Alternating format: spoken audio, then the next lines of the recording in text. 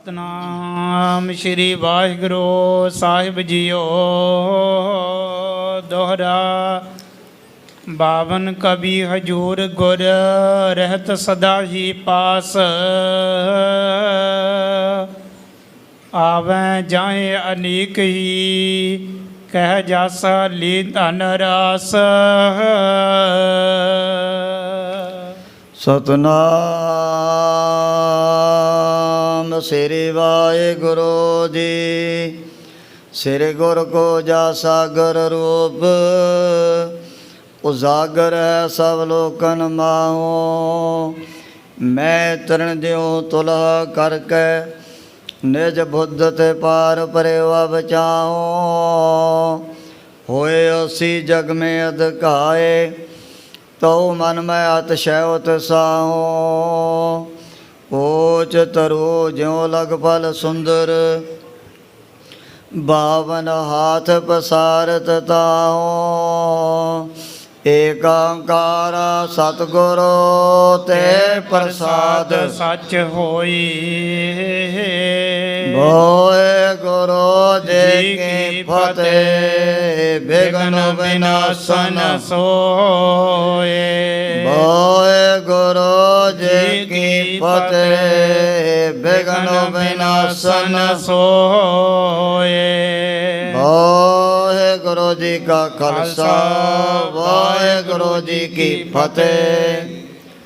ਪਰਮ ਸਤਿਕਾਰਯੋਗ ਗੁਰੂ ਰੂਪ ਖਾਲਸਾ ਸਾਧ ਸੰਗਤ ਜੀ, ਜਿਤਨੇ ਵੀ ਮਾਈ ਭਾਈ ਨੇਮੀ ਪ੍ਰੇਮੀ ਦੂਰੋਂ ਨੇੜੇ ਚੱਲ ਕਰਕੇ ਮਹਾਂਪੁਰਖਾਂ ਦੇ ਪਵਿੱਤਰ ਪਾਵਨ ਅਸਥਾਨ ਅਥਵਾ ਗੁਰੂ ਬਾਬਾ ਜੀ ਦੇ ਸੱਚਖੰਡ ਦਰਬਾਰ ਦੇ ਵਿੱਚ ਪਹੁੰਚੇ ਹੋ, ਆਪਣੀਆਂ ਬਿਰਤੀਆਂ ਨੂੰ ਬਾਹਰੋਂ ਕਾਗਰ ਕਰਨ ਦੀ ਖੇਚਲ ਕਰੋ। ਭਗਤ ਵਸ਼ਲ ਪਤਤ ਪਾਵਨ ਦੀਨਾ ਬੰਧੂ ਤੰਨੇ ਲੋਕਾਂ ਦੇ ਮਾਲਕ ਸਾਂਝੇ ਰਹਿਵਰ ਨਿਰੰਕਾਰੀ ਜੋਤ ਸ਼੍ਰੀ ਗੁਰੂ ਗੋਬਿੰਦ ਸਿੰਘ ਜੀ ਮਹਾਰਾਜ ਦੀ ਪਾਵਨ ਕਥਾ ਚੱਲ ਰਹੀ ਹੈ। ਪਿਛਲੇ ਪ੍ਰਕਰਨ ਦੇ ਵਿੱਚ ਅਸੀਂ ਇਹ ਵਿਚਾਰ ਸਰਵਣ ਕੀਤੀ। ਰੋਜ਼ਾਨਾ ਹੀ ਦੀਨ ਦੁਨੀਆ ਦੇ ਮਾਲਕ ਆਪਣੇ ਗੁਰਸਿੱਖਾਂ ਦੇ ਨਾਲ ਭਗਤੀ ਦੇ ਵਿਰਾਗ ਦੇ ਗਿਆਨ ਦੇ ਜਿਹੜੇ ਪ੍ਰਵਚਨ ਕਰਿਆ ਕਰਦੇ ਸੀ। ਦੇਸ਼ਾਂ ਵਿਦੇਸ਼ਾਂ ਦੇ ਵਿੱਚੋਂ ਬੇਅੰਤ ਸੰਗਤਾਂ ਆ ਕਰਕੇ ਲਾਭ ਵੀ ਪ੍ਰਾਪਤ ਕਰਿਆ ਕਰਦੀਆਂ ਸਨ।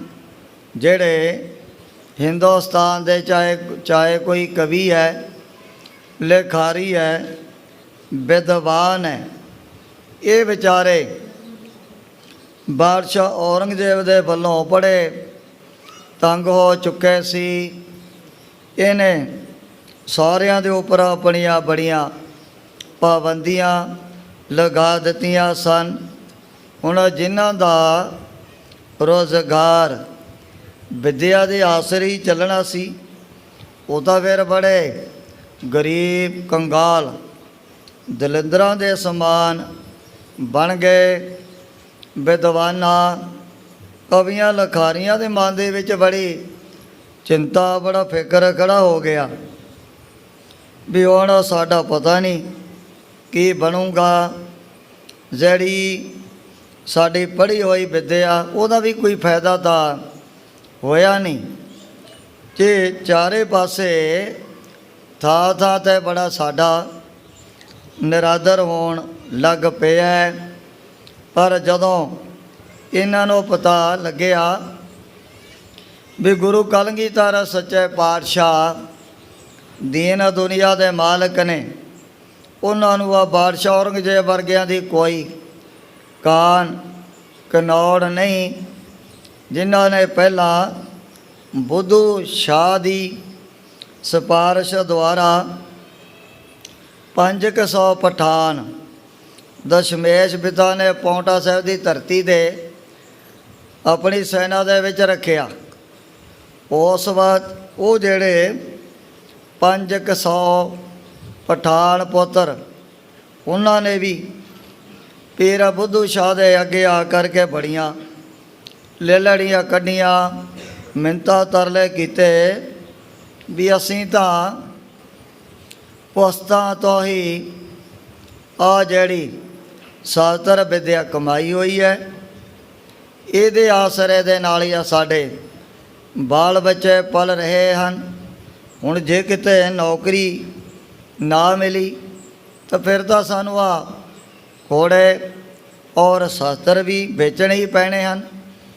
ਹੁਣ ਹਿੰਦੁਸਤਾਨ ਦੇ ਵਿੱਚ ਵੱਡੀਆਂ ਵੱਡੀਆਂ ਰਿਆਸਤਾਂ ਦੇ ਮਾਲਕ, ਚਾਹੇ ਕੋਈ ਨਵਾਬ ਹੈ, ਅਹਿਲਕਾਰ ਹੈ, ਉਹ ਤਾਂ ਸਾਰੇ ਹੀ ਜ਼ਾਲਮ ਪਾਪੀ ਬਾਦਸ਼ਾਹ ਔਰੰਗਜ਼ੇਬ ਤੋਂ ਡਰਦੇ ਹਨ।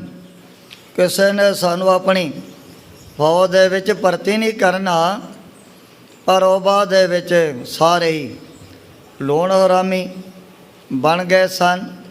ਹੁਣ ਵਿਦਵਾਨਾਂ ਨੂੰ ਇਸ ਗੱਲ ਦਾ ਪਤਾ ਲੱਗ ਚੁੱਕਿਆ ਸੀ ਵੀ ਦਸ਼ਮੇਸ਼ ਪਿਤਾ ਕਦੇ ਵੀ ਇਹੋ ਜਿਹੇ ਵੱਡੇ ਵੱਡੇ ਰਾਜੇ ਮਹਾਰਾਜਿਆਂ ਦੀ ਪਰਵਾਹ ਨਹੀਂ ਕਰਦੇ ਹਨ।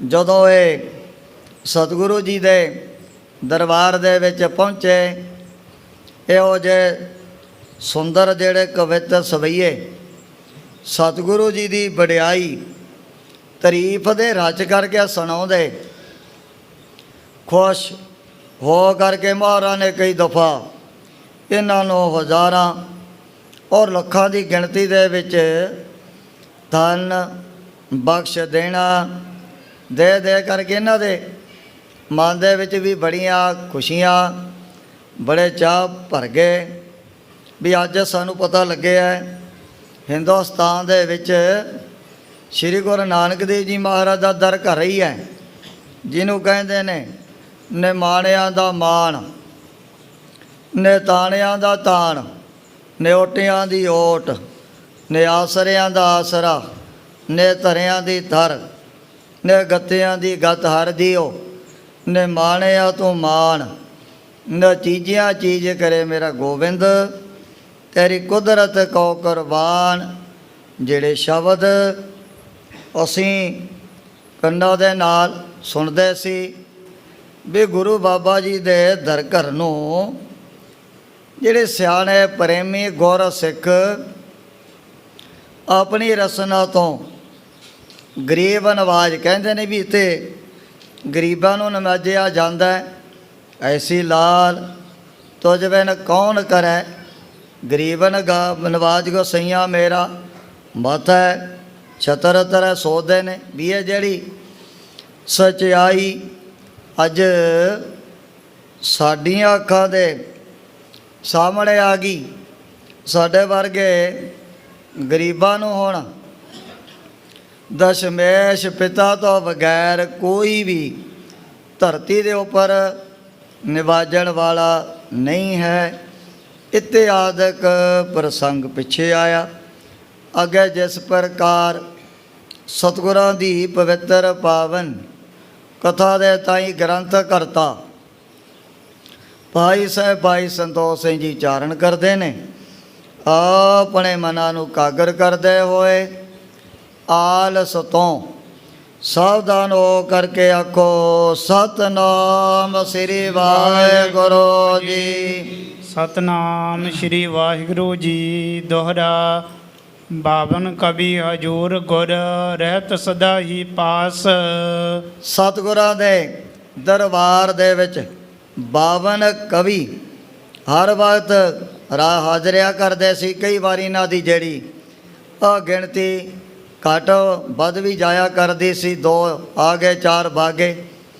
ਇਹ ਜਿਹੜੇ ਕਵੀ ਇਹਨਾਂ ਦੇ ਵਿੱਚੋਂ ਥੋੜ੍ਹੇ ਬਹੁਤੇ ਆਉਂਦੇ ਜਾਂਦੇ ਵੀ ਰਹਿੰਦੇ ਸਨ। ਆਵੈ ਜਾਹੇ ਅਨੇਕ ਹੀ ਕਹਿ ਜਸ ਲੈ ਧਨ ਰਾਸ। ਸਤਿਗੁਰੂ ਜੀ ਦਾ ਪਾਵਨ ਜਸ ਸੁਣਾ ਕਰਕੇ ਇਹ ਦਸ਼ਮੇਸ਼ ਪਿਤਾ ਦੇ ਪਾਸੋਂ ਬੜੀ ਮਾਇਆ, ਬੜਾ ਧਨ ਵੀ ਪ੍ਰਾਪਤ ਕਰਦੇ ਸਨ। ਤਿੰਨ ਕਵੀਨ ਬਾਣੀ ਰਚੀ ਲਿਖ ਕਾਗਦ ਤੁਲਵਾਈ। ਜੋ ਵੀ ਨਾ ਇਹਨਾਂ ਕਵੀਆਂ ਨੇ ਆਪਣੀ ਜਿਹੜੀ ਬਾਣੀ ਰਚੀ ਹੋਈ ਸੀ, ਜਦੋਂ ਮਹਾਰਾਜ ਨੇ ਸਾਰੇ ਪੱਤਰੇ ਇਕੱਠੇ ਕਰਵਾ ਕੇ ਉਹਨਾਂ ਕਾਗਜ਼ਾਂ ਨੂੰ ਤਲਾਉਣਾ ਕੀਤਾ ਹੈ। ਨੌ ਮਨ ਹੋਏ ਤੋਲ ਮਹਿ ਸੂਖਮ ਲਿਖਤ ਲਿਖਾਈ। ਜਿਨ੍ਹਾਂ ਪੱਤਰਿਆਂ ਦੇ ਉੱਪਰ ਜਿਹੜੀ ਲਿਖਾਈ ਉਹ ਵੀ ਬਹੁਤ ਸੂਖਮ ਭਾਵ ਛੋਟੇ ਅੱਖਰਾਂ ਦੇ ਵਿੱਚ ਕੀਤੀ ਹੋਈ ਸੀ। ਜਦੋਂ ਇਹ ਗ੍ਰੰਥ ਤੋਲਿਆ ਗਿਆ ਜਿਹਦਾ 9 ਮਣ ਕੱਚਾ ਜਿਹੜਾ ਭਾਰ ਬਣ ਚੁੱਕਿਆ ਸੀ। ਵਿਦਿਆ ਧਰ ਤਿਸ ਗ੍ਰੰਥ ਕੋ ਨਾਮ ਧਰਿਓ ਕਰ ਪ੍ਰੀਤ। ਸਤਿਗੁਰੂ ਜੀ ਨੇ ਇਸ ਗ੍ਰੰਥ ਦਾ ਨਾਮ ਆਪਣੇ ਵੱਲੋਂ ਬੜੇ ਪਿਆਰ ਦੇ ਨਾਲ ਵਿਦਿਆ ਧਾਰੀ ਰਸਨਾ ਤੋਂ ਰੱਖ ਦਿੱਤਾ ਸੀ। ਵੀ ਜਦੋਂ ਉਹਨਾਂ ਕੱਲੇ ਕੱਲੇ ਪੱਤਰਿਆਂ ਨੂੰ ਇਕੱਠਿਆਂ ਕਰਕੇ ਤੱਕੜੀ ਦੇ ਵਿੱਚ ਪਾ ਕੇ ਤੋਲਿਆ ਤੇ ਜਿਹਦਾ ਵਜਨ ਵੀ ਹੁਣ ਜਿਹੜਾ ਕੱਚਾ 9 ਪੱਕਾ 9 ਮਣ ਬਣ ਚੁੱਕਿਆ ਸੀ। ਨਾਨਾ ਬਿਦ ਕਵਿਤਾ ਰਚੀ ਰੱਖ ਰੱਖ ਨੌ ਰਸ ਰੀਤ। ਇਹਨਾਂ ਵਿਦਵਾਨਾਂ ਕਵੀਆਂ ਨੇ 9 ਰਸ ਜਿਹੜੇ ਆਪੋ ਆਪਣੀ ਕਵਿਤਾ ਦੇ ਵਿੱਚ ਭਰੇ ਹੋਏ ਸਨ। ਮਚਿਓ ਜੰਗ ਗੁਰ ਸੰਗ ਵੱਡ ਰਹਿਓ ਗ੍ਰੰਥ ਸੋ ਬੀਚ। ਜਦੋਂ ਦਸ਼ਮੇਸ਼ ਪਿਤਾ ਨੇ ਆਨੰਦਪੁਰ ਦਾ ਕੀਤਾ ਤਿਆਗ, ਉਸ ਸਮੇਂ ਵੱਡੇ ਵੱਡੇ ਭਿਆਨਕ ਜੰਗ ਯੁੱਧ ਤਕਰੀਬਨ ਇਹਨਾਂ ਤੁਰਕਾਂ ਮੁਗਲਾਂ ਪਠਾਨਾਂ ਦੇ ਖਾਲਸੇ ਦੇ ਨਾਲ ਹੁੰਦੇ ਹੀ ਰਹਿੰਦੇ ਸੀ। ਨਿਕਸੇ ਆਨੰਦਪੁਰ ਤਜਿਓ ਲੂਟਿਓ ਪੁੰਨ ਮਿਲ ਨੀਚ। ਜਦੋਂ ਸਤਿਗੁਰੂ ਜੀ ਆਨੰਦਪੁਰ ਦੇ ਵਿੱਚੋਂ ਬਾਹਰ ਆ ਗਏ ਉਸ ਸਮੇਂ ਜਿਹੜਾ ਵਿਦਿਆ ਧਰ ਨਾਮ ਦਾ ਗ੍ਰੰਥ ਇਹਨਾਂ ਦੁਸ਼ਟਾਂ ਪਾਪੀਆਂ ਦੇ ਹੱਥ ਲੱਗ ਗਿਆ ਸੀ। ਪ੍ਰਥਕ ਪ੍ਰਥਕ ਪਤਰੀ ਹੋਤੇ ਲੁਟਿਓ ਸੋ ਗ੍ਰੰਥ ਬਖੀਰ। ਜਿੱਥੇ ਹੋਰ ਵੀ ਬਹੁਤ ਸਾਰਾ ਸਾਮਾਨ ਆ ਕਰਕੇ ਮੂਰਖਾ ਗਵਾਰਾ ਪਾਪੀਆਂ ਨੇ ਲੁੱਟ ਲਿਆ ਸੀ। ਜਿਹੜਾ ਹੈ ਭਾਵੇਂ ਬਹੁਤ ਜ਼ਿਆਦਾ ਬੇਕੀਮਤਾ ਸਮਾਨ ਉਹ ਤਾਂ ਪਹਿਲਾਂ ਹੀ ਸਤਿਗੁਰੂ ਜੀ ਨੇ ਸਤਲੁਜ ਦਰਿਆ ਦੀ ਭੇਟਾ ਕਰ ਦਿੱਤਾ, ਪਰ ਫਿਰ ਵੀ ਹੋਰ ਬਹੁਤ ਸਾਰਾ ਸਮਾਨ ਜੋ ਵੀ ਗੁਰੂ ਘਰ ਦੇ ਵਿੱਚ ਬਚਿਆ ਸੀ। ਇੱਕ ਥਲ ਰਹਿਓ ਨਾ ਇਮ ਗਇਓ ਜਿਸ ਤੇ ਮਿਲਿਓ ਨਾ ਪੀਰ। ਇਹ ਵਿਦਿਆ ਧਰ ਨਾਮ ਦਾ ਜਿਹੜਾ ਗ੍ਰੰਥ ਉਹਦਾ ਵੀ ਤੁਰਕਾਂ ਮੁਗਲਾਂ ਪਠਾਨਾਂ ਨੇ ਉਹ ਕੱਲਾ ਕੱਲਾ ਪੱਤਰਾ ਪਾੜ ਕੇ ਸਤਲੁਜ ਦਰਿਆ ਦੇ ਵਿੱਚ ਵਹਾ ਦਿੱਤਾ ਹੈ। 62 ਪਤਰੇ ਕਹੂੰ ਤੀ ਰਹੇ ਆਨੰਦਪੁਰ ਮਾਹੀ। ਪਰ ਜਿਹੜੇ ਕਵਿਤ ਸਵਈਏ ਇਹਨਾਂ ਵਿਦਵਾਨਾਂ ਲਿਖਾਰੀਆਂ ਦੇ ਲਿਖੇ ਹੋਏ ਸਨ ਉਹਨਾਂ ਚੋਂ 62 ਜਿਹੜੇ ਪੱਤਰੇ ਕੁਦਰਤੀ ਤੌਰ ਤੇ ਕਿਤੇ ਆਨੰਦਪੁਰ ਦੇ ਚੋਂ ਬਾਹਰ ਗਏ ਹੋਏ ਸਨ। ਤਿੰਨ ਤੇ ਲਿਖੇ ਕਬਿਤ ਇਹੋ ਗੁਰ ਜਸ ਬਰਨਿਓ ਜਾਹੀ।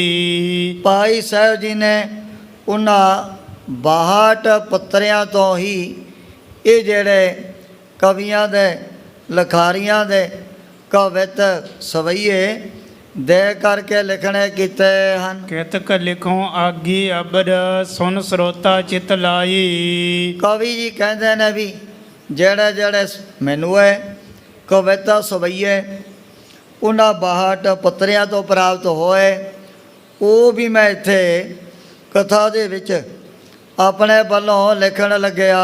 ਗੁਰ ਜਸ ਤੇ ਉਚਟੋ ਨਹੀਂ ਚਤੁਰ ਪਦਾਰਥ ਦਾਈ।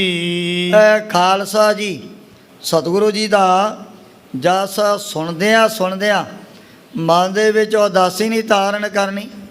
ਇਹਦੇ ਨਾਲ ਤਾਂ ਤੁਹਾਨੂੰ ਚਾਰ ਹੀ ਜਿਹੜੇ ਪ੍ਰਾਪਤ ਪਦਾਰਥ ਵੀ ਪ੍ਰਾਪਤ ਹੋ ਸਕਦੇ ਹਨ। ਕਬਿਤ ਆਨੰਦ ਦਾ ਵਾਜਾ ਨਿਤ ਵਜਦਾ ਆਨੰਦਪੁਰ। ਸੋ ਕਵੀ ਜੀ ਨੇ ਆਪਣੇ ਵੱਲੋਂ ਜੋ ਦਸ਼ਮੇਸ਼ ਪਿਤਾ ਨੇ ਬਹੁਤ ਵੱਡਾ ਰਣਜੀਤ ਨਗਾਰਾ ਤਿਆਰ ਕਰਵਾਇਆ ਹੋਇਆ ਸੀ ਵੀ ਜਦੋਂ ਰਣਜੀਤ ਨਗਾਰੇ 'ਤੇ ਚੋਬਾ ਲਗਾਉਣੀਆਂ ਫਿਰ ਤਾਂ ਜਿਹੜੀਆਂ ਵੱਡੀਆਂ ਵੱਡੀਆਂ ਪਹਾੜੀਆਂ ਵੀ ਗੂੰਜਣ ਲੱਗ ਜਾਂਦੀਆਂ ਸਨ। ਸੋ ਕਵੀ ਜੀ ਨੇ ਜਿਵੇਂ ਜਿਵੇਂ ਉਸ ਰਣਜੀਤ ਨਗਾਰੇ ਦੀ ਆਵਾਜ਼ ਆਪਣੇ ਕੰਨਾਂ ਦੇ ਨਾਲ ਸੁਣੀ, ਉਸ ਦੇ ਬਾਰੇ ਵਰਣਨ ਕਰਦੇ ਹਨ। ਸੁਣ ਸੁਣ ਸੁਧ ਭੁੱਲਦੀਏ ਨਰ ਨਾਹ ਦੀ। ਕਵੀ ਜੀ ਲਿਖਦੇ ਨੇ, ਆਨੰਦ ਦਾ ਬਾਜਾ ਨਿਤ ਵੱਜਦਾ ਆਨੰਦਪੁਰ, ਵੀ ਇਹੋ ਜਿਹਾ ਜਿਹੜਾ ਰਣਜੀਤ ਨਗਾਰਾ ਜੋ ਦੇ ਸੂਰਮਿਆਂ ਦੇ ਮਨ ਦੇ ਵਿੱਚ ਬੜਾ ਆਨੰਦ, ਬੜਾ ਵੀਰ ਰਸ ਪੈਦਾ ਕਰਨ ਵਾਲਾ ਰੋਜ਼ਾਨਾ ਹੀ ਵੱਜਦਾ ਰਹਿੰਦਾ ਸੀ। ਭਉ ਭਇਆ ਵਿਭੀਸ਼ਣ ਸੁਣ ਸੁਣ ਸੁਧ ਭੁੱਲਦੀਏ ਨਰ ਨਾਹ ਦੀ। ਨਰ ਨਾਹ ਦੀ, ਆ ਜਿਹੜੇ ਸੀ ਨਾ ਇਹ ਵੱਡੇ ਵੱਡੇ ਪਹਾੜੀ ਰਿਆਸਤਾਂ ਦੇ ਮਾਲਕ, ਜਦੋਂ ਇਹਨਾਂ ਦੇ ਕੰਨ ਦੇ ਵਿੱਚ ਕਿਤੇ ਆਵਾਜ਼ ਪੈ ਜਾਂਦੀ, ਸੁਣ ਸੁਣ ਕਰਕੇ ਵਿਚਾਰਿਆਂ ਦੀ ਨਰ ਨਾਹ ਦੀ ਹੋਸ਼ ਗੁੰਮ ਹੋ ਜਾਂਦੀ, ਵੀ ਅੱਜ ਪਤਾ ਨਹੀਂ ਕਿਸ ਦੇ ਮਾੜੇ ਭਾਗ ਜਾਗੇ ਹਨ, ਕਿਹਦੇ ਉੱਪਰ ਗੁਰੂ ਜੀ ਨੇ ਆਪਣੇ ਖਾਲਸੇ ਨੂੰ ਲੈ ਕਰਕੇ ਚੜ੍ਹਾਈ ਕੀਤੀ ਹੈ। ਭਉ ਭਇਆ ਵਿਭੀਸ਼ਣ ਨੂੰ ਲੰਕਾ ਗੜ ਵਸਣੇ ਦਾ। ਉਸ ਸਮੇਂ ਵਿਭੀਸ਼ਣ ਨੂੰ ਵੀ ਲੰਕਾ ਦੇ ਵਿੱਚ ਵਸਣ ਦਾ ਬੜਾ ਮਨ ਦੇ ਵਿੱਚ ਡਰ ਪੈਦਾ ਹੋ ਗਿਆ ਸੀ। ਹੀਰ ਅਸਵਾਰੀ ਆਮਦੀਏ ਮਹਾਬਾਹੋ ਦੀ। ਜਦੋਂ ਸ੍ਰੀ ਗੁਰੂ ਗੋਬਿੰਦ ਸਿੰਘ ਜੀ ਮਹਾਰਾਜ ਵੱਡੇ ਵੱਡੇ ਬਲਵਾਨ ਸੁੰਦਰ ਘੋੜਿਆਂ ਦੇ ਉੱਪਰ ਚੜ੍ਹ ਕਰਕੇ ਸ਼ਿਕਾਰ ਖੇਡਣ ਵਾਸਤੇ ਜਾਇਆ ਕਰਦੇ ਸਨ, ਉਸ ਸਮੇਂ ਚਾਰੇ ਪਾਸੇ ਇਹ ਲੋਕਾਂ ਦੇ ਮਨ ਦੇ ਅੰਦਰ ਬੜਾ ਡਰ, ਬੜਾ ਭੈ ਪੈਦਾ ਹੋ ਜਾਂਦਾ ਸੀ। ਬਲ ਛੱਡ ਬਲ ਜਾਈ ਛਪਿਆ ਪਤਾਲ ਵਿੱਚ। ਕਹਿੰਦੇ ਰਣਜੀਤ ਨਗਾਰੇ ਜੀ ਤੋਨੇ ਨੂੰ ਸੁਣ ਕਰਕੇ ਜਿਹੜਾ ਬਲ ਰਾਜਾ ਨਾ, ਉਹ ਆਪਣੀ ਤਾਕਤ, ਆਪਣੇ ਜ਼ੋਰ ਨੂੰ ਛੱਡ ਕਰਕੇ ਪਤਾਲ ਦੇ ਵਿੱਚ ਛੁਪ ਗਿਆ ਸੀ। ਫਤਿਹ ਦੀ ਨਿਸ਼ਾਨੀ ਜਾਂਦੀ ਦੁਆਰ ਦਰਗਾਹ ਦੀ। ਹੁਣ ਜੋ ਹੈ ਫਤਿਹ ਦੀ ਨਿਸ਼ਾਨੀ, ਇਹ ਤਾਂ ਸਤਿਗੁਰੂ ਜੀ ਨੂੰ ਤੌਰ ਦਰਗਾਹੋਂ ਹੀ ਪ੍ਰਾਪਤ ਹੋਈ ਹੈ। ਉਹ ਜਿਹੜੀ ਨਿਸ਼ਾਨੀ ਹਰ ਵਕਤ ਮਹਾਰਾਜ ਦੇ ਦਰਵਾਜ਼ੇ ਤੇ ਖੜੀ ਰਹਿੰਦੀ ਸੀ। ਸਭਨ ਨਾ ਦਿੰਦੀ ਸੁਖ ਦੁਜਨਾ ਨੂੰ ਰਾਤ ਦਿਨ। ਇਹ ਰਣਜੀਤ ਨਗਾਰੇ ਦੀ ਆਵਾਜ਼ ਦੋਟਾ ਪਾਪੀਆਂ ਨੂੰ ਰਾਤ ਦੇ ਸਮੇਂ ਕਈ ਦਫਾ ਫਿਰ ਚੰਗੀ ਤਰ੍ਹਾਂ ਸੌਣ ਵੀ ਨਹੀਂ ਦਿੰਦੀ ਹੈ। ਨੌਬਤ ਗੋਬਿੰਦ ਸਿੰਘ ਗੁਰੂ ਪਾਤਸ਼ਾਹ ਦੀ। ਜੋ ਇਹੋ ਜੀ ਨੌਬਤ, ਇਹੋ ਜਿਹਾ ਰਣਜੀਤ ਗਾਰਾ ਸ੍ਰੀ ਗੁਰੂ ਗੋਬਿੰਦ ਸਿੰਘ ਜੀ ਮਹਾਰਾਜ ਨੇ ਆਪਣੇ ਯੋਧੇ ਸੂਰਮਿਆਂ ਦੇ ਮਨ ਦੇ ਅੰਦਰ ਇਹ ਵੀਰ ਰਸ ਪੈਦਾ ਕਰਨ ਦੇ ਲਈ ਤਿਆਰ ਕਰਵਾਇਆ ਸੀ। ਜਾਚੇ ਧਰੁਮ ਪਾਇਓ ਹੈ ਅਮਰ ਪਦ ਸੁਰ ਲੋਕ। ਅੱਗੇ ਲਿਖਦੇ ਨੇ ਕਵੀ ਜੀ ਵੀ ਜਿਵੇਂ ਧਰੋ ਭਗਤ ਨੇ ਪਰਮਾਤਮਾ ਦੇ ਪਾਸੋਂ ਜਿਹੜੀ ਹੈ ਅਟਲ ਪਦਵੀ ਦੀ ਪ੍ਰਾਪਤੀ ਕੀਤੀ ਸੀ। ਨਾਮਾ ਜੋ ਕੇ ਜਾਚੇ ਦਿਓ ਦੇਹਰਾ ਫਿਰਾਈ ਜੀ। ਉਸ ਸਮੇਂ फेर दिया देवरा नामे को पंडियन को पिछवार ला। अपने भगत दी इज्जत आबरो रखण दे लई भगवान ने जो गुरदेवता देवरा फिर उस देवरा और मंदिर दा मूँह ही घुमा दिता सी। बेपदा मैं लंका दीनी जाचे ते बपीखन को। जदों बपीखन दे उपर ਇਹੋ ਜੀ ਵਿਪਤਾ, ਇਹੋ ਜਿਹਾ ਦੁੱਖਾਂ ਦਾ ਟਾਈਮ ਆਇਆ, ਉਸ ਸਮੇਂ ਫਿਰ ਮੰਗਣ ਤੇ ਹੀ ਭਗਵਾਨ ਰਾਮਚੰਦਰ ਜੀ ਨੇ ਪਹਿਲਾਂ ਹੀ ਇਹ ਕਹਿ ਦਿੱਤਾ, ਆਓ ਲੰਕੇਸ਼। ਭਪੀਖਣ ਕਹਿਣ ਲੱਗਿਆ ਮਹਾਰਾਜ ਵੀ ਆਪ ਦਾ ਦਰਸ਼ਨ ਕਰਕੇ ਮੇਰੇ ਮਨ ਦੀਆਂ ਜਿਹੜੀਆਂ ਲਾਲਸਾਂ ਤਾਂ ਖਤਮ ਹੋ ਗਈਆਂ। ਭਗਵਾਨ ਜੀ ਕਹਿਣ ਲੱਗੇ ਵੀ ਹੁਣ ਜੋ ਤਾਂ ਮਨ ਦੇ ਵਿੱਚ ਫੁਰਨਾ ਤਾਂ ਪਹਿਲਾਂ ਹੀ ਧਾਰਨ ਕੀਤਾ ਹੋਇਆ ਸੀ।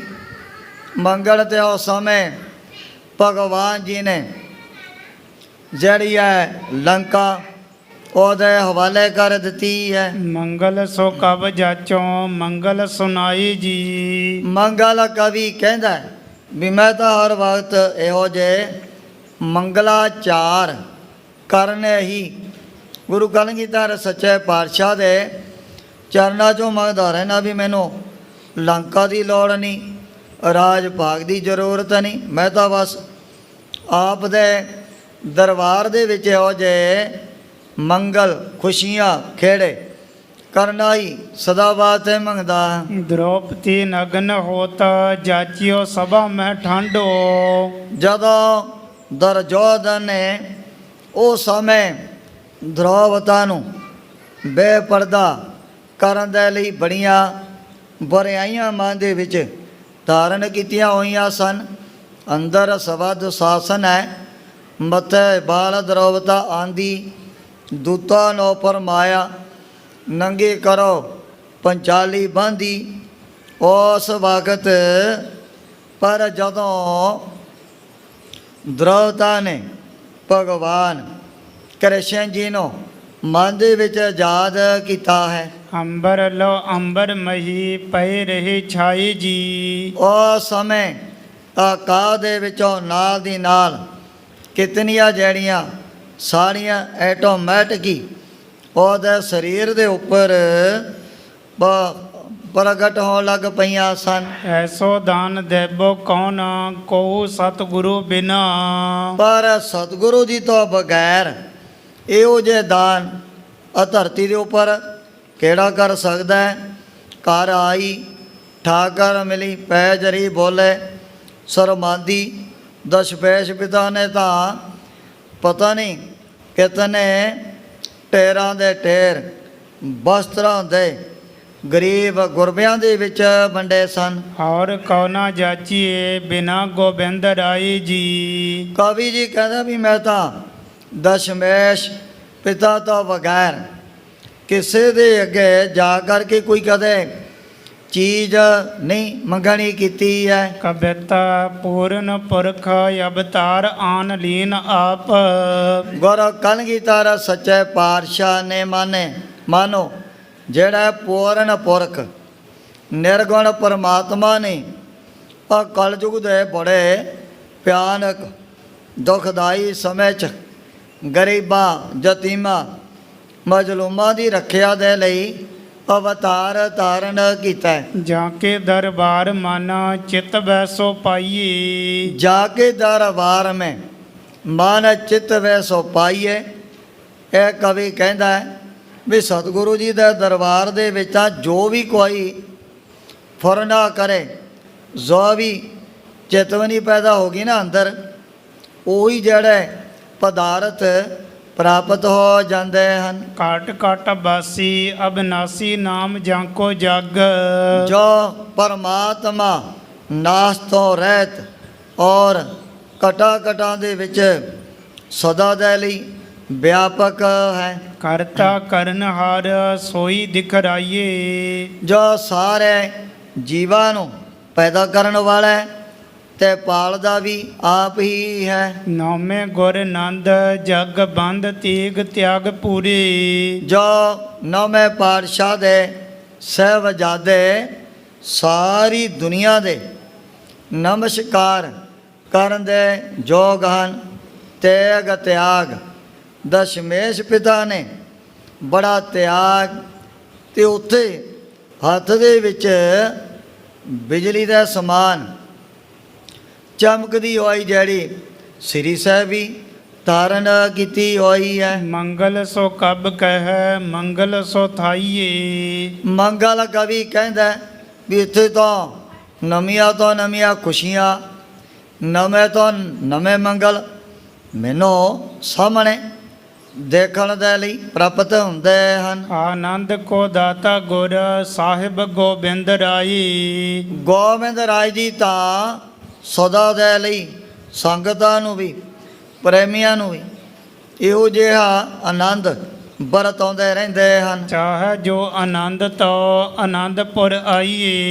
ਇਹ ਗੁਰ ਸਿੱਖੋ, ਜੇ ਤੁਹਾਡੇ ਮਨ ਦੇ ਵਿੱਚ ਆਨੰਦ ਪ੍ਰਾਪਤ ਕਰਨ ਦੀ ਚਾਹਨਾ ਇੱਛਾ ਪੈਦਾ ਹੋਗੀ, ਆਨੰਦ ਸਭ ਕੋ ਕਹੈ। ਆਨੰਦ ਗੁਰੂ ਤੇ ਜਾਣਿਆ ਵੀ ਇਹੋ ਜਿਹਾ ਆਨੰਦ ਜਿਹਦਾ ਕਦੇ ਨਾਸ ਹੁੰਦਾ ਹੀ ਨਹੀਂ। ਆਨੰਦ ਆਨੰਦ ਸਭ ਕੋ ਕਹੈ, ਆਨੰਦ ਗੁਰੂ ਤੇ ਜਾਣਿਆ। ਅਗਰ ਕੋਈ ਪ੍ਰੇਮੀ ਜੋਧਾ ਸੂਰਮਾ ਇਹੋ ਜਿਹਾ ਆਨੰਦ ਪ੍ਰਾਪਤ ਕਰਨਾ ਚਾਹੁੰਦਾ ਹੈ, ਉਹਨੂੰ ਫਿਰ ਆਨੰਦਪੁਰੀ ਦੇ ਵਿੱਚ ਆਉਣਾ ਪਵੇਗਾ। ਕਬਿਤ ਦਿਜਨ ਕੇ ਦਲ ਜੋਗੀ ਜੰਗਮ ਜਮਾਤ ਦਵਾਰ। ਸਤਿਗੁਰੂ ਜੀ ਦੇ ਦੁਆਰੇ ਤੇ ਆ ਬ੍ਰਾਹਮਣ ਲੋਕਾਂ ਦੇ ਵੱਡੇ ਵੱਡੇ ਦਲ ਤੇ ਜੋਗੀਆਂ ਦੀਆਂ ਜਿਹੜੀਆਂ ਵੱਡੀਆਂ ਵੱਡੀਆਂ ਜਮਾਤਾਂ ਹਰ ਵਕਤ ਹੀ ਖੜੀਆਂ ਰਹਿੰਦੀਆਂ ਸਨ। ਬੰਦੀ ਜਨ ਕਿਤਕ ਹੈ ਜਗਤ ਮੈਂ ਜਾਹੇ ਕੀ। ਪਤਾ ਨਹੀਂ ਕਿਤਨੇ ਫਟ ਲੋਗ ਦਸ਼ਮੇਸ਼ ਪਿਤਾ ਦਾ ਜਸ ਆਪਣੀ ਜ਼ਬਾਨ ਤੋਂ ਗੇਟ ਦੇ ਅੱਗੇ ਉਚਾਰਨ ਕਰਦੇ ਹੀ ਰਹਿੰਦੇ ਸਨ। ਸੋਭਾ ਸੁਭ ਲੀਤ ਦੀਤ ਲੱਛਣ ਕੋ ਲੱਛ ਰੋਜ। ਇਹੋ ਜੀ ਸਤਿਗੁਰੂ ਜੀ ਨੇ ਵਡਿਆਈ ਸੋਭਾ ਕਰਕੇ ਬੰਦੀ ਜਨ ਕਹਿ ਲੋ ਪਟ ਕਹਿ ਲੋ, ਗੱਲ ਇੱਕੋ ਹੀ ਹੈ।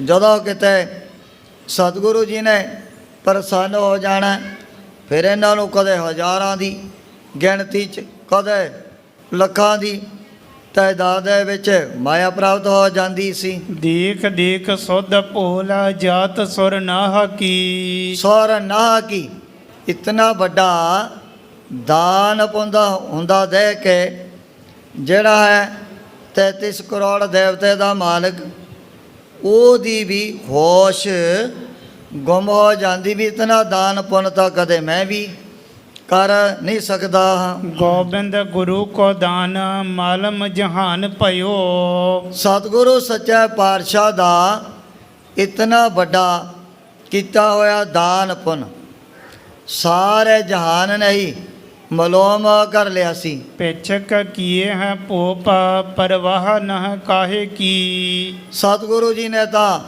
ਭਿਖਾਰੀ ਤੇ ਰਾਜ ਕਰਾਵੇ, ਰਾਜਾ ਤੇ ਭਿਖਾਰੀ ਆ ਜਿਹੜੇ ਨਾ ਗਲੀਆਂ ਬਾਜ਼ਾਰਾਂ ਦੇ ਵਿੱਚ ਵਿਚਾਰੇ ਮੰਗਦੇ ਫਿਰਦੇ ਸੀ, ਉਹਨਾਂ ਨੂੰ ਮਾਇਆ ਦੇ ਕਰਕੇ ਗੱਫੇ ਵੱਡੇ ਵੱਡੇ ਰਾਜੇ ਮਾਰਿਆਂ ਦੇ ਸਮਾਨ ਬਣਾ ਦਿੱਤਾ। ਬਲ ਬੈਨ ਬਿਕਰਮ ਨਾ ਭੋਜ ਹੂੰ ਮੈਂ ਮੌਜ ਐਸੀ। ਵੀ ਇਹੋ ਜਿਹੀਆਂ ਬਖਸ਼ਿਸ਼ਾਂ ਨਾ ਬਲ ਰਾਜੇ ਬਲ ਕੋਲੋਂ ਨਾ ਬਿਕਰਮ ਜੀਤ ਕੋਲੋਂ ਵੀ ਕਦੇ ਕਿਸੇ ਨੂੰ ਪ੍ਰਾਪਤ ਨਹੀਂ ਹੋਈਆਂ ਸਨ। ਜਾਂ ਕੀ ਏਕ ਮੌਜ ਨਵ ਰੋਜ ਪਾਤਸ਼ਾਹ ਕੀ। ਸਤਿਗੁਰੂ ਜੀ ਇਹੋ ਜਿਹੀਆਂ ਜਿਹੜੀਆਂ ਮੌਜਾਂ ਇਹੋ ਜਿਹੀਆਂ ਰਹਿਮਤਾਂ ਰੋਜ਼ਾਨਾ ਹੀ ਲੋੜਵੰਦ ਗਰੀਬ ਗੁਰਬਿਆਂ ਦੇ ਵਿੱਚ ਤਕਰੀਬਨ ਵਰਤਾਉਂਦੇ ਹੀ ਰਹਿੰਦੇ ਸਨ। ਕਬਿਤ ਸਤ ਜੁਗ ਪ੍ਰਬਲ ਪ੍ਰਗਟ ਪਰਸਰਾਮ ਹਵੈ ਕੈ। ਅੱਗੇ ਕਵੀ ਜੀ ਲਿਖਦੇ ਨੇ ਵੀ ਜਿਵੇਂ ਇਹ ਸਤਿਯੁਗ ਦੇ ਵਿੱਚ ਪਰਸਰਾਮ ਨੇ ਪ੍ਰਗਟ ਹੋ ਕਰਕੇ ਉਸ ਸਮੇਂ ਆ ਧਰਤੀ ਦਾ ਜਿਹੜਾ ਰਾਜ ਬ੍ਰਾਹਮਣਾਂ ਨੂੰ ਬਖਸ਼ਿਆ ਸੀ। ਛੇਕ ਛਾਡੇ ਛਤਰੀ ਕਰ ਕਾਹੂ ਅਤਰ ਨਾ ਤਰਿਓ। ਪਰਸਰਾਮ ਨੇ ਲੈ ਕਰਕੇ ਬਹੁਤ ਵੱਡਾ ਕਹਾੜਾ ਸਾਰੇ ਖੱਤਰੀ ਛੇਕ ਦਿੱਤੇ। ਹੁਣ ਕੋਈ ਵੀ ਇਹਦਾ ਸਾਹਮਣਾ ਕਰਨ ਵਾਸਤੇ ਅੱਗੇ ਨਹੀਂ ਆਇਆ ਸੀ। ਤ੍ਰੇਤਾ ਰਘੁਨਾਥ ਹਵੈ ਕੀ ਰਾਵਨ ਸਥਾਨ ਕੀਨੋ। ਤ੍ਰੇਤੇ ਯੁੱਗ ਦੇ ਵਿੱਚ ਭਗਵਾਨ ਰਾਮਚੰਦਰ ਜੀ ਨੇ ਪ੍ਰਗਟ ਹੋ ਕਰਕੇ ਫਿਰ ਰਾਵਣ ਵਰਗਿਆਂ ਦਾ ਨਾਸ ਕੀਤਾ ਹੈ। ਗੀਦਨ ਖਵਾਇਓ ਮਾਸ ਲੰਕ ਪਤ ਜੋ ਲਰਿਓ। ਰਾਵਣ ਦੀ ਸੈਨਾ ਦਾ ਜਿਹੜਾ ਮਾਸ ਭਗਵਾਨ ਜੀ ਨੇ ਫਿਰ ਗਲ ਜਾ ਔਰ ਕਾਮਤ ਕੋਲੋਂ ਖਵਾ ਦਿੱਤਾ ਸੀ। ਦੁਆਪਰ ਕਨਾਈ ਬਾਨਾ ਬਾਂਸਰੀ ਬਜਾਈ ਸੋਨਾ। ਦੁਆਪਰ ਯੁੱਗ ਦੇ ਵਿੱਚ ਜਦੋਂ ਭਗਵਾਨ ਕ੍ਰਿਸ਼ਨ ਜੀ ਇਹੋ ਜੀ ਬੰਸਰੀ ਆਪਣੇ ਸੁੰਦਰ ਚਿਹਰੇ ਤੋਂ ਵਜਾਇਆ ਕਰਦੇ ਸਨ। ਸੁਰ ਮੋਰ ਨਰ ਕਾਹੂ ਧੀਰ ਨਾ ਤਬੈ ਕਰਿਓ। ਉਹ ਸਮੇਂ ਚਾਹੇ ਕੋਈ ਦੇਵਤਾ ਦੈਂਤਾ ਮਨੁੱਖ ਹੈ, ਸਾਰਿਆਂ ਦੇ ਮਨ ਦੇ ਵਿੱਚੋਂ ਧੀਰਜ ਦੂਰ ਹੋ ਜਾਂਦਾ। ਜਿਵੇਂ ਜਿਵੇਂ ਬਾਂਸਰੀ ਦੇ ਆਵਾਜ਼ ਸੁਣੀ ਤੇ ਸਾਰੇ ਫਿਰ ਭਗਵਾਨ ਕ੍ਰਿਸ਼ਨ ਜੀ ਦੇ ਵੱਲ ਆਪਣੇ ਆਪ ਹੀ ਖਿੱਚੇ ਜਾਂਦੇ ਸਨ। ਕਾਲ ਜੁਗ ਤਾਰ ਵੇਖੋ ਸਾਧਨ ਕੇ ਪਾਰ ਵੇਖੋ। ਕਲਯੁਗ ਦੇ ਵਿੱਚ ਗੁਰੂ ਕਲਗੀਧਰ ਸੱਚੇ ਪਾਤਸ਼ਾਹ ਨੇ ਵੱਡੇ ਵੱਡੇ ਸਾਧਨਾ ਦੀ ਪਾਲਣਾ ਕਰਨ ਦੇ ਲਈ ਔਰ ਬੇਅੰਤ ਪਾਪੀਆਂ ਦਾ ਉਧਾਰ ਕਰਨ ਵਾਸਤੇ ਸੁੰਦਰ ਸਰੂਪ ਗੁਰੂ ਗੋਬਿੰਦ ਹਵੈ ਅਵਤਰਿਓ।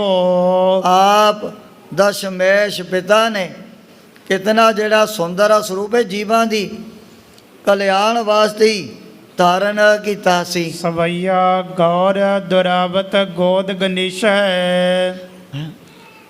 ਗੌਰ ਦੁਰਾਵਤ ਗੋਦ ਗਣੇਸ਼ ਹੈ। ਉਹ ਸਮੇਂ ਜਦੋਂ ਗੁਰੂ ਕਲਗੀਧਰ ਸੱਚੇ ਪਾਤਸ਼ਾਹ ਨੇ ਆ ਜਿਹੜੇ ਦੁਸ਼ਟ ਜ਼ਾਲਮ ਪਾਪੀ ਉਹਨਾਂ ਦਾ ਨਾਸ ਕਰਨ ਵਾਸਤੇ ਹੀ ਇਸ ਮਾਤਲੂ ਦੀ ਧਰਤੀ ਦੇ ਉੱਪਰ ਅਵਤਾਰ ਧਾਰਨ ਕੀਤਾ। ਵੀ ਜਦੋਂ ਵੀ ਕਿਤੇ ਮਹਾਰਾਜ ਨੇ ਰੋਈਆਂ ਬੀਆਬਾਨਾਂ ਦੇ ਵੱਲ ਸ਼ਿਕਾਰ ਚੜ੍ਹਨਾ ਉਸ ਸਮੇਂ ਇਹਨਾਂ ਦੇ ਵੱਡੇ ਵੱਡੇ ਯੋਧੇ ਸੂਰਮੇ ਬੜੇ ਹੀ ਭੈਭੀਤ ਹੋ ਜਾਂਦੇ ਸਨ। ਕਬਿਤ ਸਤਜੁਗ ਬਾਬਨ ਸਰੂਪ ਹੋਵੈ ਨਾ ਉਪਜਤ।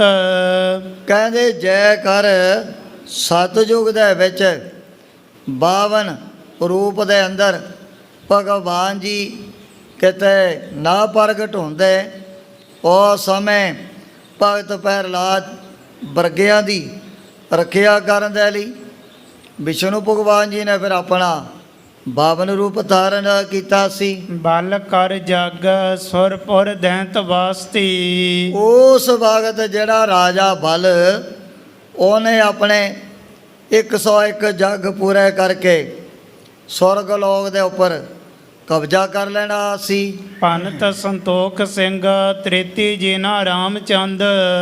ਭਾਈ ਸਾਹਿਬ ਜੀ ਲਿਖਦੇ ਨੇ ਵੀ ਇਸੇ ਤਰ੍ਹਾਂ ਜੇ ਕਿਤੇ ਤ੍ਰੇਤੇ ਯੁੱਗ ਦੇ ਵਿੱਚ ਭਗਵਾਨ ਰਾਮਚੰਦਰ ਜੀ ਨਾ ਪ੍ਰਗਟ ਹੁੰਦੇ ਰਾਵਣ ਕੋ ਰਾਜ ਰਹੇ ਕੋ ਨਾ ਵਿਨਾਸ਼ਤੀ। ਫਿਰ ਰਾਵਣ ਨੂੰ ਅਮਾਤਲੂ ਦੀ ਧਰਤੀ ਦੇ ਉੱਪਰ ਕਿਸੇ ਨੇ ਨਹੀਂ ਮਾਰਨਾ ਸੀ। ਦੁਆਪਰ ਮੈਂ ਸ਼ਾਮ ਕਾਨਾ ਹੋਤੇ ਨਾ ਕਰਤ ਕੌਣ। ਜੇ ਕਿਤੇ ਦੁਆਪਰ ਯੁੱਗ ਦੇ ਵਿੱਚ ਭਗਵਾਨ ਕ੍ਰਿਸ਼ਨ ਜੀ ਨਾ ਅਵਤਾਰ ਧਾਰਨ ਕਰਦੇ ਦੁਖੀਨ ਕੇ ਦੁਖ ਸੁਖ ਸੰਤਨ ਕੇ ਵਾਸਤੇ। ਫਿਰ ਜਿਹੜਾ ਕਾਲ ਜਮਨ ਹੈ ਜਰਾਸੰਧ ਇਹੋ ਜਿਹੇ ਵੱਡੇ ਵੱਡੇ ਦੋਟਾ ਪਾਪੀਆਂ ਨੂੰ ਮਾਰ ਕਰਕੇ ਕਿਹਨੇ ਸਾਧੂਆਂ ਔਰ ਫਕੀਰਾਂ ਦੀ ਰੱਖਿਆ ਕਰਨੀ ਸੀ। ਤੈਸੇ ਕਲੀ ਕਾਲ ਮਾਹੇ ਗੁਰੂ ਰੂਪ ਹੋਵਤ ਨਾ। ਭਾਈ ਸਾਹਿਬ ਜੀ ਨੇ ਇਹ ਪੁਰਾਤਨ ਯੁੱਗਾਂ ਦੀਆਂ ਉਦਾਹਰਨਾਂ ਦੇ ਕਰਕੇ ਸਮਝਾਇਆ ਵੀ ਇਸੇ ਤਰ੍ਹਾਂ ਅਗਰ ਕਿਤੇ ਕਲਯੁਗ ਦੇ ਵਿੱਚ ਗੁਰੂ ਕਲਗੀਧਰ ਸੱਚੇ ਪਾਤਸ਼ਾਹ ਨਾ ਪ੍ਰਗਟ ਹੁੰਦੇ ਫਿਰ ਜਿਹੜੇ ਹਿੰਦੁਸਤਾਨ ਦੇ ਵਿੱਚ ਚਾਰੇ ਪਾਸੇ ਬੜੇ ਦੁਸ਼ਟ ਜ਼ਾਲਮ ਪਾਪੀ ਵਧੇ ਹੋਏ ਸਨ। ਕੌਣ ਹਿਦਵਾਨੋ ਰਾਖ ਧਰਮ ਕੋ ਪ੍ਰਕਾਸ਼ਤੀ। ਫਿਰ ਕਿਸ ਨੇ ਦੁਨੀਆ ਦੇ ਵਿੱਚ ਆ ਹਿੰਦੂ ਧਰਮ ਦੀ ਆ ਕਰਕੇ ਰੱਖਿਆ ਕਰਨੀ ਸੀ। ਛਾਏ ਜਾਤੀ ਏਕਤਾ ਅਨੇਕਤਾ ਬਿਲਾਏ ਜਾਤੀ। ਛਾਇਆ ਜਾਤੀ ਏਕਤਾ ਅਨੇਕਤਾ ਬਲਾਏ ਜਾਤੀ। ਵੀ ਗੁਰੂ ਕਲਗੀਧਰ ਸੱਚੇ ਪਾਤਸ਼ਾਹ ਦੀ ਕਿਤਨੀ ਵਡਿਆਈ ਮਹਿਮਾ ਕਵੀ ਜੀ ਨੇ ਵਰਣਨ ਕੀਤੀ ਹੈ। ਸ੍ਰੀ ਗੁਰੂ ਗੋਬਿੰਦ ਸਿੰਘ ਪਾਵਨ ਪਰਮ ਸੂਰ ਮੋਰਤ ਨ ਹੋਤੀ ਜਉਪੈ ਕਰਨਾ ਨਿਧਾਨ ਕੀ। ਛਾਇ ਜਾਤੀ ਏਕਤਾ ਅਨੇਕਤਾ ਬਲਾਈ ਜਾਤੀ। ਵੀ ਭਾਰਤ ਵਰ ਦੇ ਵਿੱਚ ਚਾਰ ਪਾਸੇ ਥਾਂ ਥਾਂ 'ਤੇ ਇਸਲਾਮ ਮਤ ਦਾ ਬੋਲਬਾਲਾ ਹੋ ਜਾਣਾ ਸੀ। ਅਨੇਕਤਾ ਬਲਾਈ ਜਾਤੀ ਜੋ ਅੱਜ ਬੇਅੰਤ ਧਰਮ ਮਜ਼ਹਬ ਮਤ ਮਤਾਂਤਰ ਸਾਰਿਆਂ ਨੂੰ ਦੇਖਣ ਦੇ ਲਈ ਪ੍ਰਾਪਤ ਹੁੰਦੇ ਹਨ। ਇਹ ਸਾਰੇ ਹੀ ਇਸ ਧਰਤੀ ਦੇ ਉੱਪਰੋਂ ਨਾਸ ਹੋ ਜਾਣੇ ਸਨ। ਹੋਬਤੀ ਕੁਚੀਲਤਾ ਕਿਤੇਬਨ ਕੁਰਾਨ ਕੀ। ਹੋਵਤੀ ਕਚੀਲਤਾ ਕਤੈਬਨ ਕੁਰਾਨ ਕੀ। ਉਹ ਜਿਹੜੇ ਨੇ ਇਸਲਾਮ ਮਤ ਦੇ ਵੱਡੇ ਵੱਡੇ ਧਾਰਮਿਕ ਗ੍ਰੰਥ ਹੋਵਤੀ ਕਚੀਲਤਾ ਕਤੈਬਰ ਕੁਰਾਨ ਕੀ, ਇਹਨਾਂ ਦਾ ਹੀ ਚਾਰੇ ਦਿਸ਼ਾ 'ਚ ਥਾਂ ਥਾਂ 'ਤੇ ਬੜਾ ਪ੍ਰਚਾਰ ਇਹਨਾਂ ਦਾ ਜਾਂ ਉਪਦੇਸ਼ ਹੀ ਫੈਲ ਜਾਣਾ ਸੀ। ਆਪ ਹੀ ਪਰਪੱਕ ਜਾਤੀ ਧਰਮ ਤਸਕ ਜਾਤੀ। ਪਾਪੀ ਪਰਪੱਕ ਜਾਤੇ ਧਰਮ ਤਸਕ ਜਾਤੇ। ਥਾਂ ਥਾਂ 'ਤੇ ਬੜੇ ਬੜੇ ਪਾਪ ਭਰੂ ਹੋ ਜਾਣੇ ਸਨ। ਧਰਮ ਤਸਕ ਜਾਤੇ ਜੋ ਨੇ ਨਾਨਾ ਪ੍ਰਕਾਰ ਦੇ ਧਰਮ, ਇਹਨਾਂ ਨੂੰ ਤਾਂ ਬਿਲਕੁਲ ਜਿਵੇਂ ਕਹਦੇ ਧਰਤੀ ਦੇ ਵਿੱਚ ਹੀ ਭਸਮ ਹੋ ਜਾਣਾ ਸੀ।